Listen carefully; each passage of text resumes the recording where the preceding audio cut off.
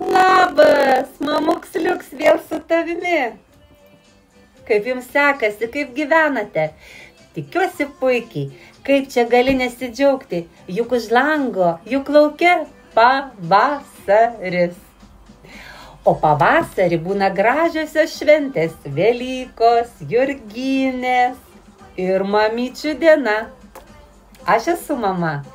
Ir tavo mama yra mama. Daug mamų pasaulyje. Šiandien ir noriu pakalbėti apie tokį brangų žodį, brangų žmogų, mamą. Todėl ir užrašiau ant šito popieriaus lapo mama. Daug žmonių sako, tavo pirmas žodis mama. Žinokite, vaikai, tai nėra tiesa. Vaikutis iš pradžių, kai būna mažas lėliukas, sako ba, ba, ba, te, te, te. Tik paskui po truputį jau sako mama.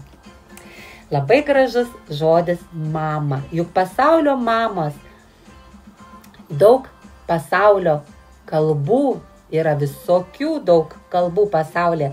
Taip pat sako mother, mom, mum ir kitaip, bet tikrai iš raidelės M. Štai turiu lentą ir užrašykime M, A, M, A. Šitos raidės yra spausdintinės, kurias rašome ir skaitome knygose. O yra rašytinės raidės, kai rašome ranka ant popieriaus. Rašytinės būtų taip. M, A, M, A. Pabandykite namuose parašyti raideles spausdintinės, kurias rasime knygose, žurnaluose, laikraščiuose, dokumentuose, ir rašytinės raidelės, kurias patys užrašome ant popieriaus M-A. O kaip yra kompiuteryje? Kaip yra telefone? Kokios rašomos raidės mūsų išmaniuosiuose įrenginiuose? Rašomos spausdintinėmis raidėmis, nerašytinėmis. Nors, kaip žinote, yra programėlės, kur galima pakeisti raidžių šriftą, bet tai kitą kartą ne apie tai kalbame. Grįžtam prie mamyčių. Juk visada mamytės mumis rūpinasi, mums padeda, paruošia pusrytėlį, kartais gal ir pakloja lovytę, o gal visą tai darai tu pats? Ką norėjau pasakyti? Juk tokią progą mes visą laik norime nustebinti mamytę, mamos dienos progą. Taigi, gal nupiešime mamytį atvirutę. Užrašysime mamą, aš tave myliu.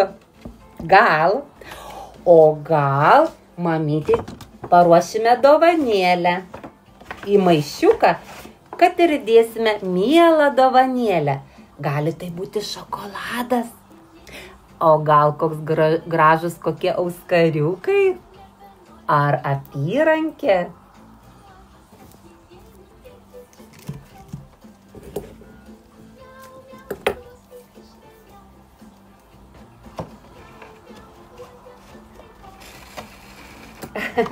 Kaip matote, dovanėlė jau įdėta.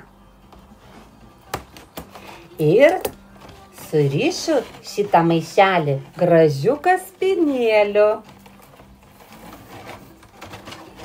Mamytei patiks tokia maža smulkmena.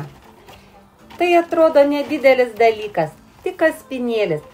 Bet mamytė, patikėkite, džiaugiasi vaiko dovana ir mažomis smulkmenėlėmis.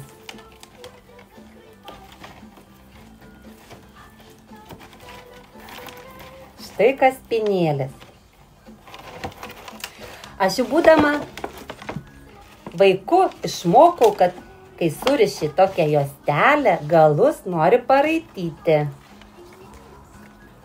Taigi paimam žirkles ir tada Kaspinėlio galą braukiame per žirklutes ir gaunasi susiraitęs tokie galiukai.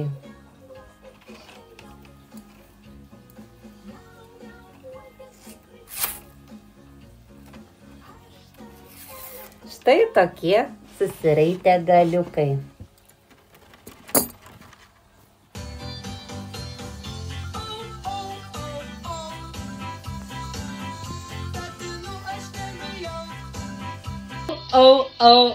Katinų aš nebijau. Kaip matėte, šitas maišelis nebuvo papuoštas. Galima jį papuošti ir nuspalvinti. Mamytei miela dovanėlė. Gražių eilėraštukų, poemų sukurta mamytės tema. Vieną tokį eilėraštuką, tik motulės širdyje, jum ir paskaitysiu.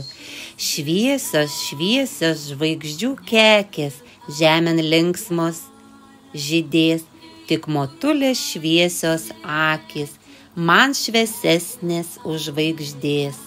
Švelnios, švelnios pievų gėlės, lenkia baltas galveles, švelnios rankos motinėlės, man švelnesnės už gėlės. Nors meili, meili saulutė, bet saulutė pamatys, kad meilesnė man motutė ir karštesnė jo širdis.